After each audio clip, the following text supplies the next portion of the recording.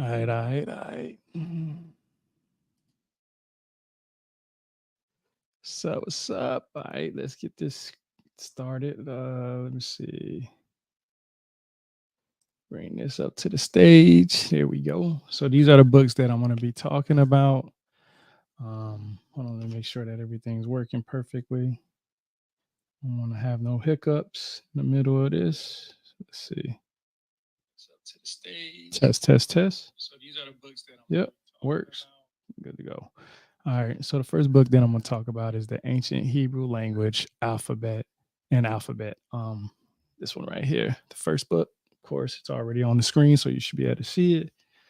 Um, it's the Ancient Hebrew Language and Alphabet, understanding the ancient Hebrew language of the Bible based on the ancient Hebrew culture and thought.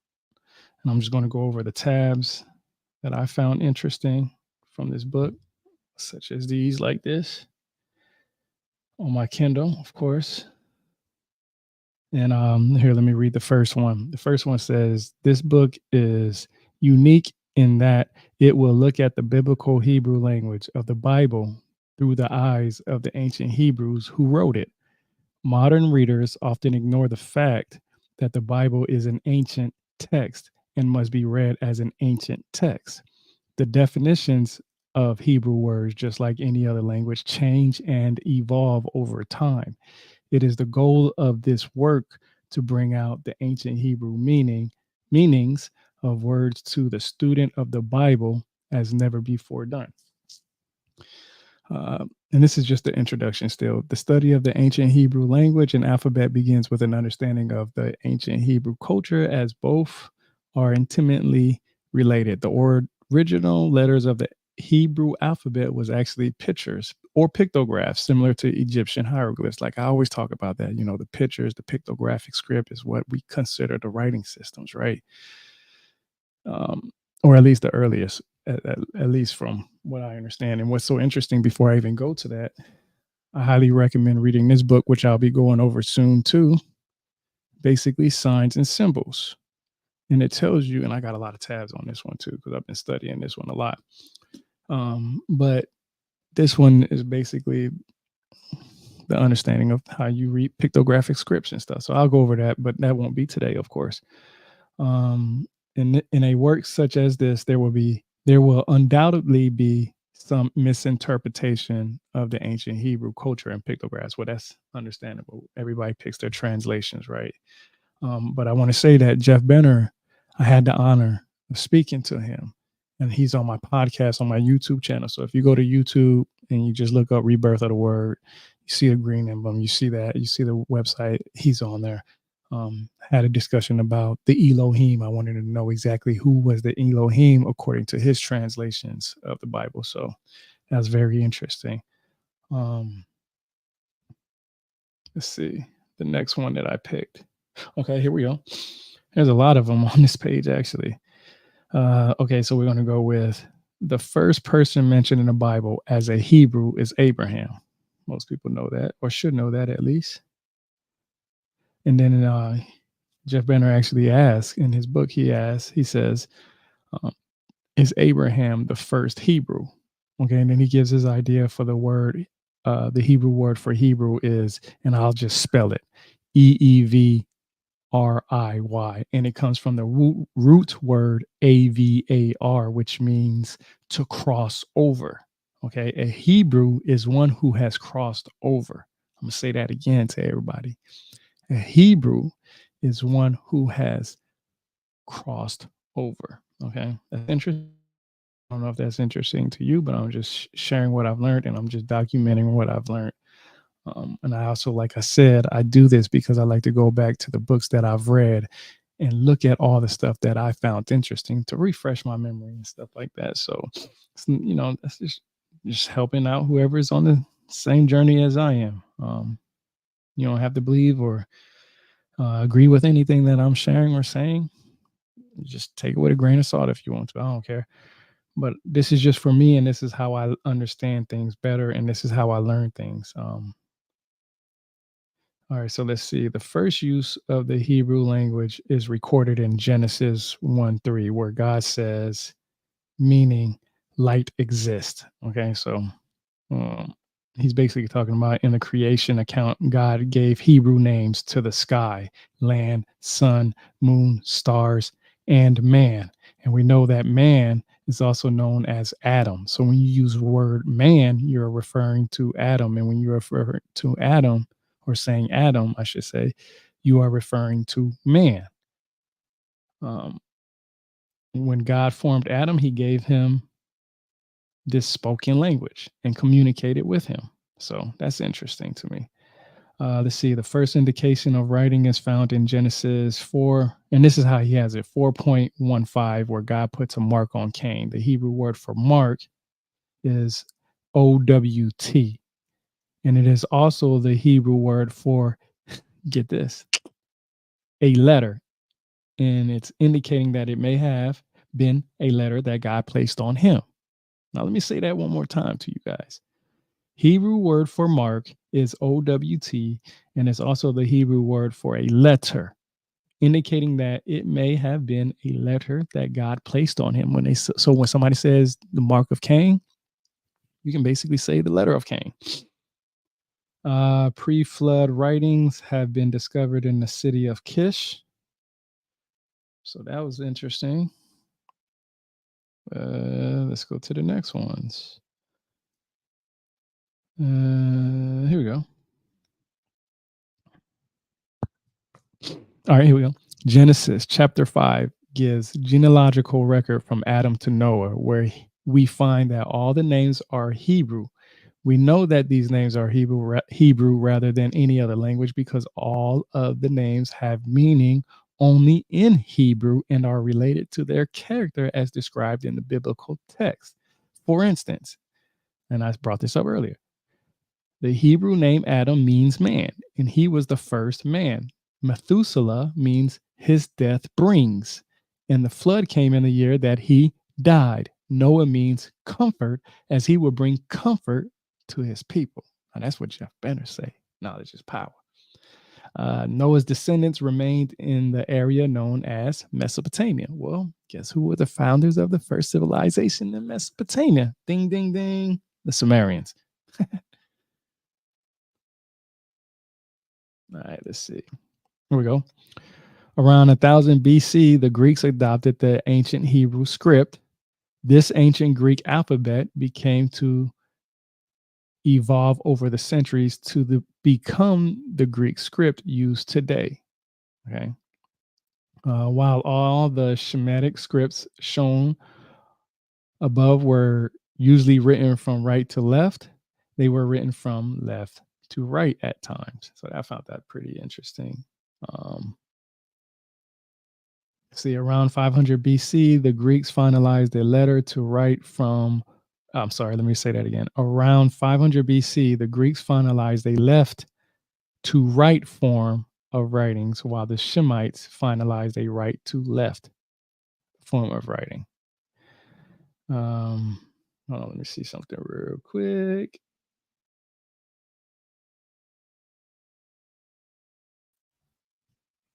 Okay, let's see.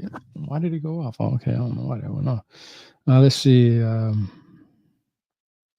To the south of the Shemitic peoples, the Egyptians were writing with an alphabet almost identical to the ancient Hebrew script. In addition to the alphabet, the Egyptians used a complex system of pictographs called hieroglyphs, where each pictograph represented one, two, or three syllables. So that was pretty interesting to me. Let's see.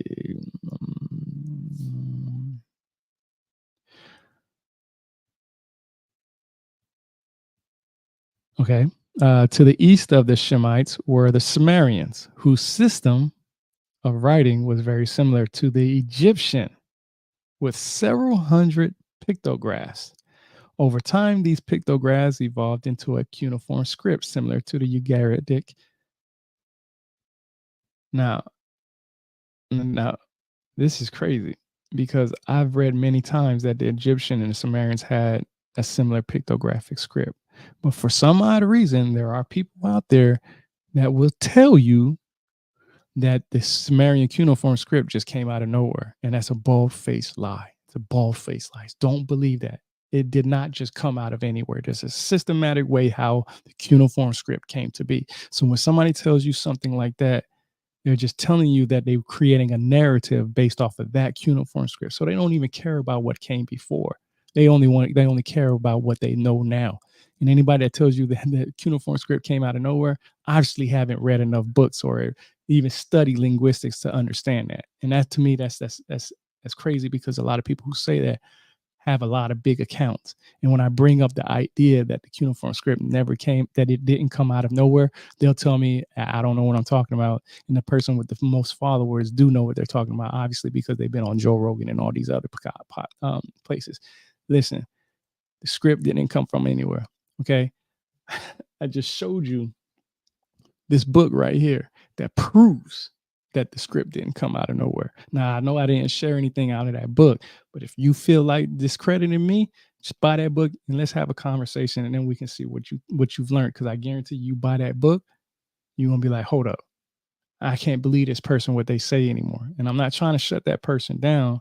I'm trying to tell you that this is crazy that we got to the point where people can say things just came out of nowhere and they don't even care about the befores. Okay. Like for instance, the Sumerians are considered the first civilization on planet Earth, right?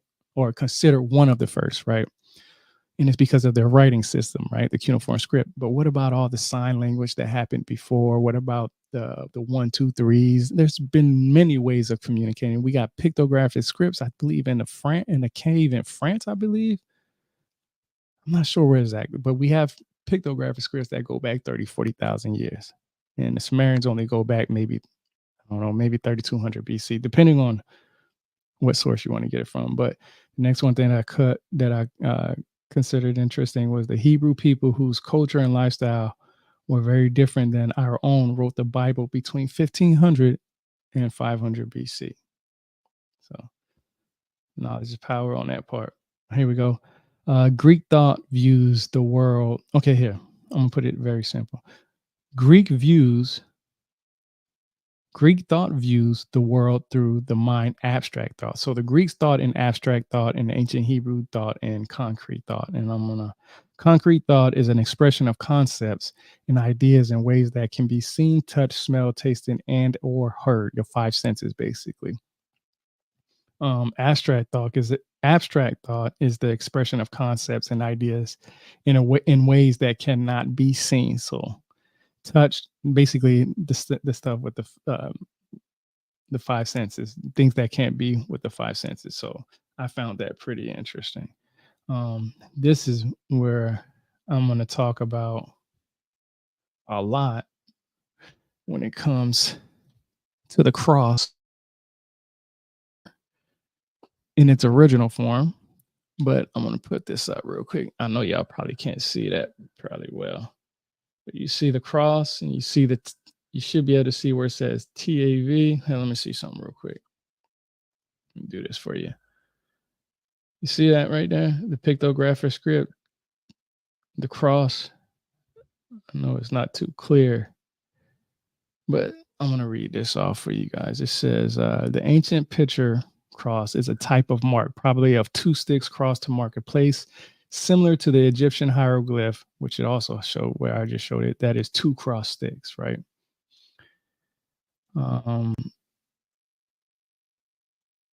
Let's see. It's also TAV or TAW. Okay.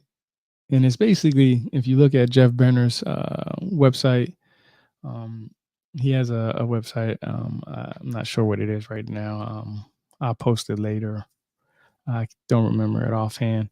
But he actually gives you a description in his website about this. So that's pretty interesting to me. And that was the last thing that I found interesting on there. Let's go to the next book, which this book doesn't have. This one I didn't mark too much because it's the Ancient Hebrew Dictionary. Here, let me show you. Yeah, there we go, right there. The ancient is this one right here. The Ancient Hebrew Dictionary, 1,000 verbs, noun, and nouns of the Hebrew Bible. It's taking a while to load my notes up, and it's only two of them. Only took two of them. See? Two. Uh, and I'll read basically the introduction of it. Says, hold on, let me go to it. It says, this book has been designed to be a quick reference guide for looking up the meaning of common Hebrew words found in the Hebrew Bible, as well as a resource for learning the Hebrew vocabulary. So if you have any questions about any specific words that you want, just let me know. You can leave it in the comment section of anywhere. I'll definitely put it right here in the comment section and let you know. I only marked one thing that I found interesting. And I'll give you here, let me show you what it looks like. So that way, if you have any questions, you can ask me. Oh, shoot, wrong one. But this is how it looks when it comes to the translation. So when you see, okay, so let's look at which one can I see? Build, okay. And it says number 35, we're going to go with 35, build, definition, to construct a building, home, or family. And it gives you the strong concordance number. So a lot of times when I talk about ancient Hebrew, I always pull up the strong concordance. It just helps me out with understanding. Same thing, like I'll give you an example. People would talk about the word angel, right? Well, if you look at the strong concordance, all that means is what? A messenger, right? It doesn't mean anything that flies or has wings or looks a certain way or this, that, and the third. Yes, some people who probably took some mushrooms or got high out there in the desert or fasted or meditated to the point they might have seen something like that, right? I don't know. I wasn't there. None of us was there. But I can tell you from my understanding is that that thing was just a messenger. Okay. That's all it was. It was just a messenger. Um, so the Hebrew verb barak means to kneel as seen in Genesis. And it says, however, when we write it in the pile form, it means to show respect, usually translated as bless, as seen in Genesis. A related Hebrew word is barakah, meaning a gift or present. From this, we can see the concrete meaning behind the pile from form of the verb barak. It is to bring a gift to another while kneeling out of respect. So somebody's blessing you and they ain't giving you a gift or a present, they ain't bless you. I'm just saying. Don't get mad at me. Get mad at the people who share the knowledge. I'm just the messenger, the angel. That's all I am. That's all I do. All right, let's go to the next book. So those are the only two things that I shared on there. All right, the next one is the Ancient Hebrew Lexicon of the Bible, Hebrew letters, words. Hold on, it's still loading. Why is it still? Okay, yeah. All right. Hebrew letters, words, and roots defined within their ancient culture context. So let's see.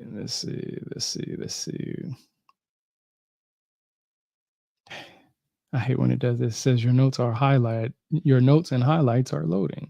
It still does that. I don't know why it does that.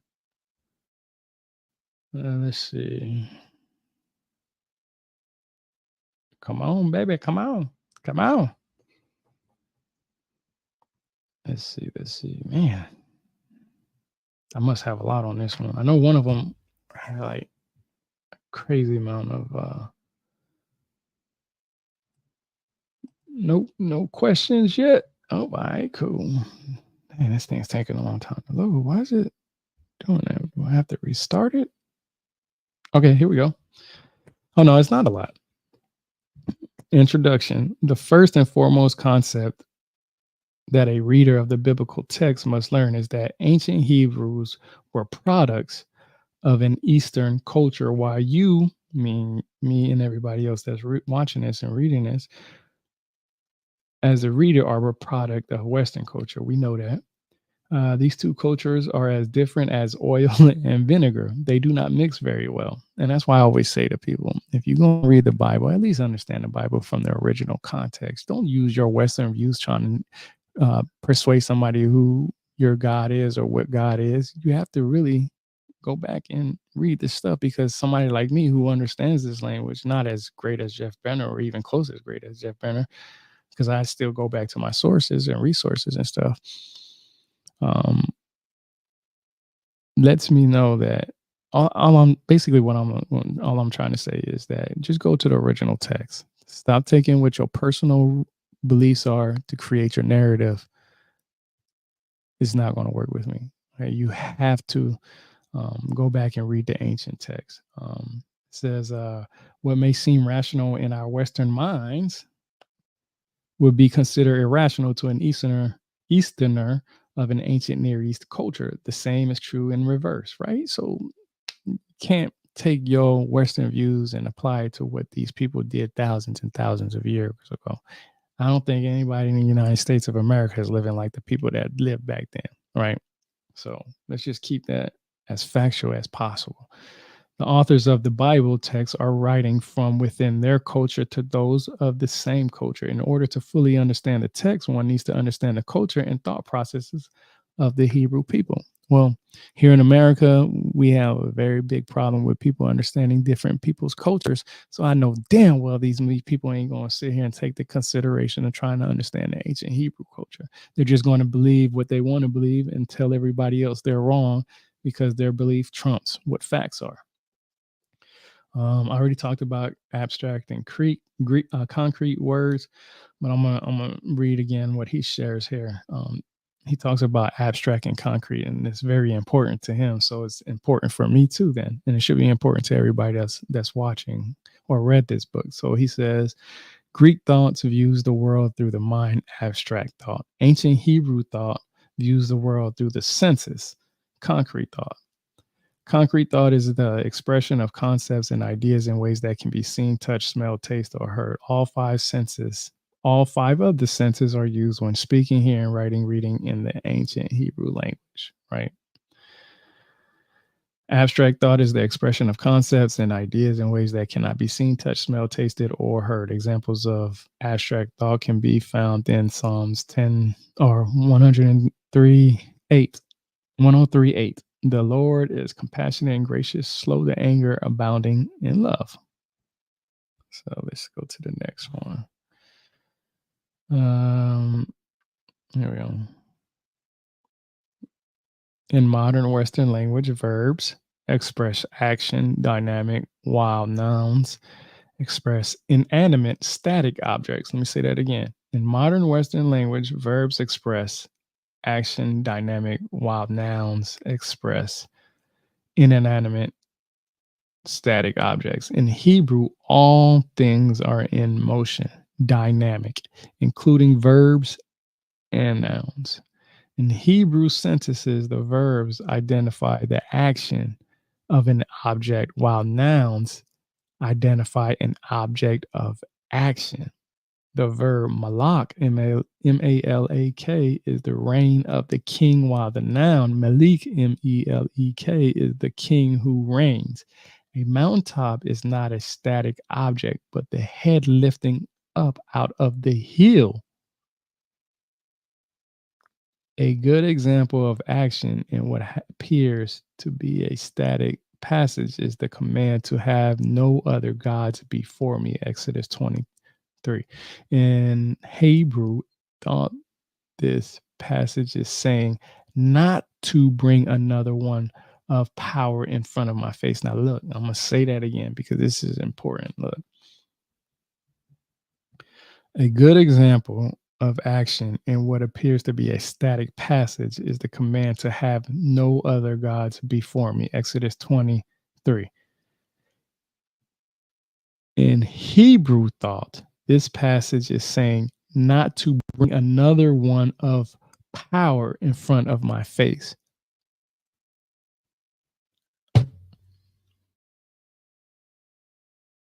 What can I say about that? What can anybody say about that?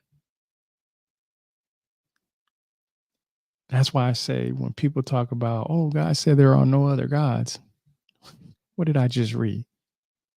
What did I just read? Knowledge is power, but some people don't want that power. And that's why they still arguing about dumb shit. Hebrew alphabet. The Hebrew alphabet was written with a script belonging to the Semitic family of languages. The Semitic script followed three basic stages of development: early, middle, and late. The early Semitic script was a pictographic script where each letter represented an object. In figure one, which it shows right here, I'll bring this up so y'all can see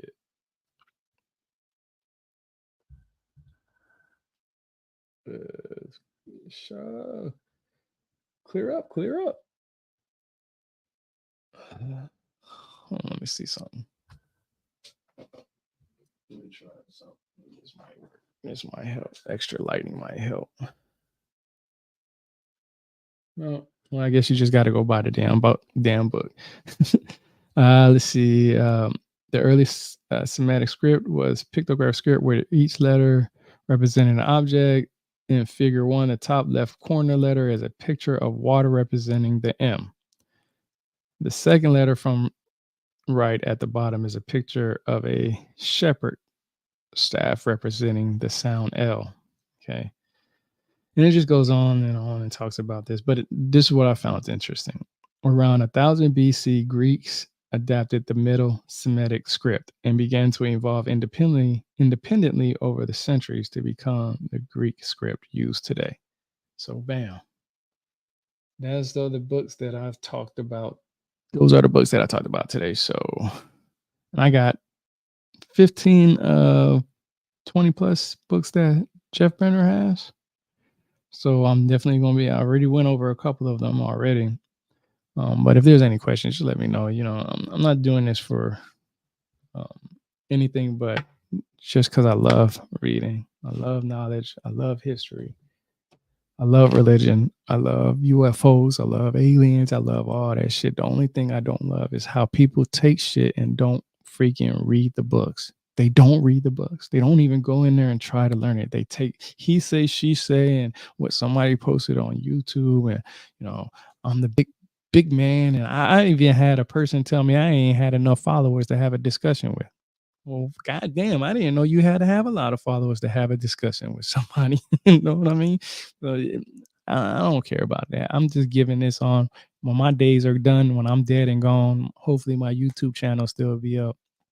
I know my website will be up for a couple of years after I pass away, but I'm writing a book, and my book will hopefully last for a very, very long time. And that's all I'm trying to do is just share what I've learned. I take a lot of time and read a lot of different books. I mean, I got dictionaries, I got thesauruses, I got vocabulary builders, I got Hebrew Bibles over there, I got encyclopedias over there, I got books in my living room in my library.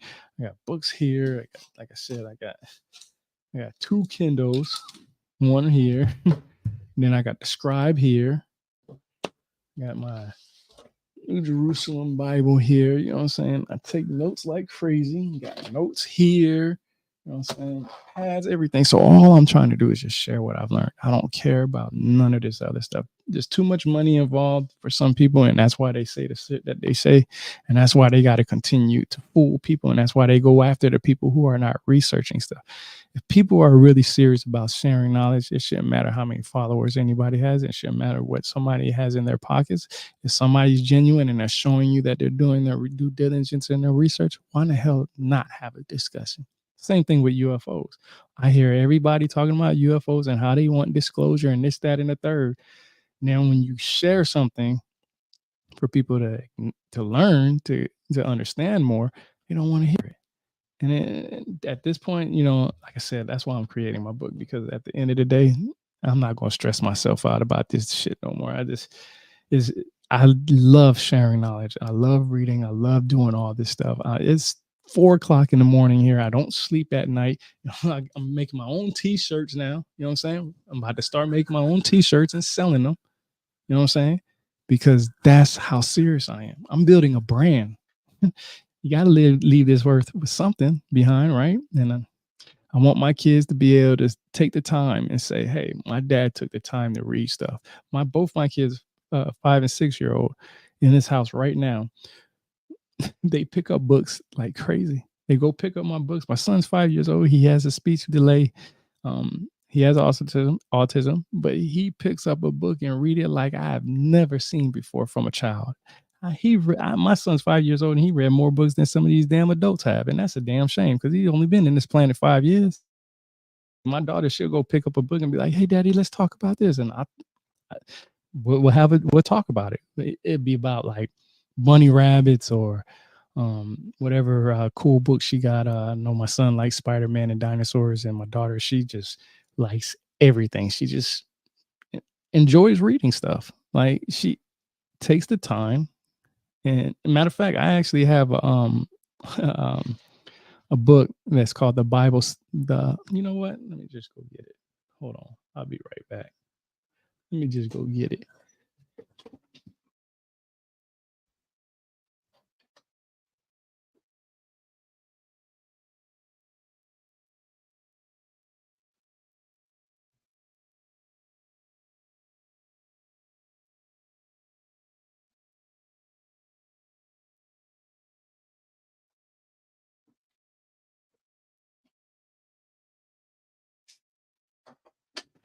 All right, let's see. I'm back.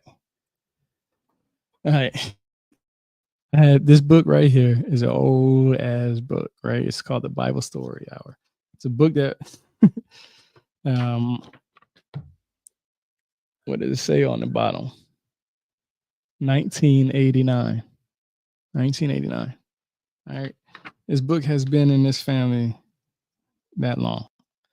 And this is actually the first book that I've read when it came to um religion. It literally was the first book that came to religion. I might just read this one day. I might just read this. Let's see. Let me see. This is the stuff I've been exposing myself to since I was a little kid. Okay, religion is a good thing. Well, I'm not gonna say a good thing. Religion is a good. I can't even finish that sentence. I like religion because it helps me understand why people do the stuff they do, right? And it helps me understand the ancient myths. And it also, I found the Bible as the Wikipedia of the internet. You won't find everything in the Bible. You will have to research everything, and it can be mistranslations and all this other stuff that can make the Bible, like the King James version, for instance. A lot of people don't like to read the King James version because they don't believe it's accurate, right? But if you do your due diligence and read it and research everything in it, you can understand the Bible better and religion. Um, I really feel like it takes a lot of time to do this, and when people spend um, 8, 9, 10, 15 hours on Twitter Spaces or Clubhouses and having these discussions and stuff like that, I can't take them serious when they sit there and say that they read a lot, because there's no way you can read a lot and spend 15 hours in a space or a clubhouse reading and having discussions. Maybe your research is listening to what other people say, but guess what? Now that person done created a narrative. You took that narrative and you rode with it. All you have to do is just take your time and read it. I just love it. I love it. So I'm gonna keep doing this. Let's see, what's the next books that I'm gonna talk about? Because I'm gonna do all the Jeff Benner's books in the beginning. Because I'm actually, if you go to my website, rebirthoftheword.com, and you go under the knowledge is power tab, you'll see all the books that I personally own. Okay. All the books that I personally own. And every one of those books on that list is I'm going to go through, and I'm constantly updating that list. So let's see.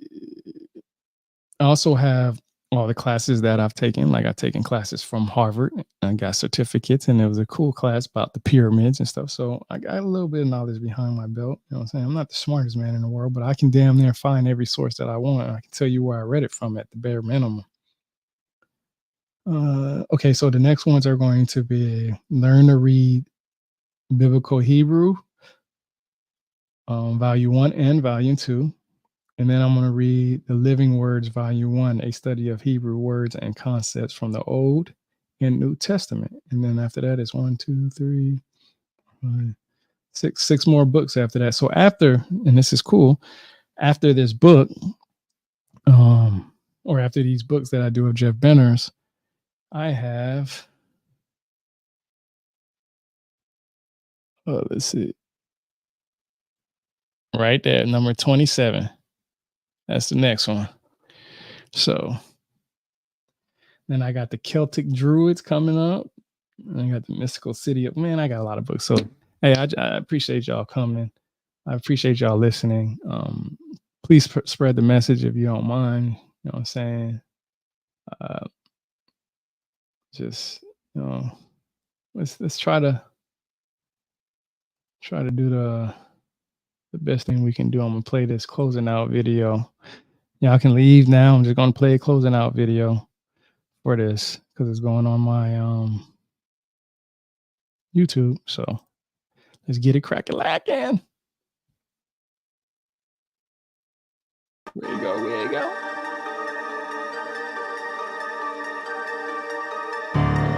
You can you?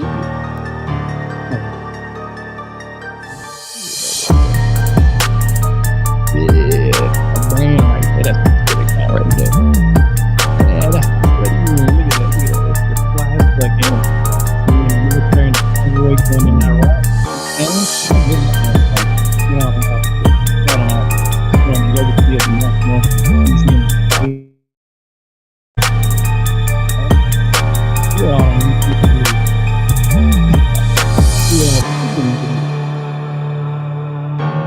You got subscribers. That's what I do. Shitted on me. He was like, "Oh, you ain't got no followers, man." Just because he ain't want to get his ass picked up. That's what he want to very up on the internet.